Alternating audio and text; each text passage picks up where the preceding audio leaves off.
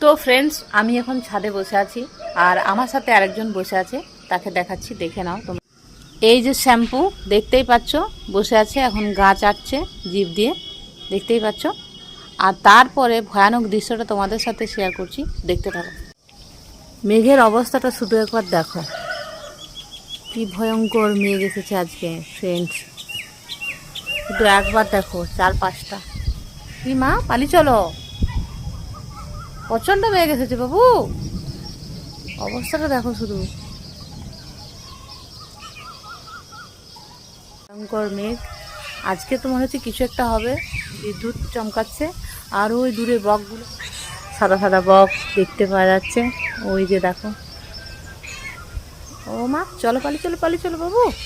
হুম হুম, অবস্থাটা শুধু একবার দেখো, কালো ঘন করে এসেছে মেঘটা, দেখতে পাচ্ছ। তো চলো, এই অবস্থায় আর থাকা যাবে না, নিচে নেমে যেতে হবে।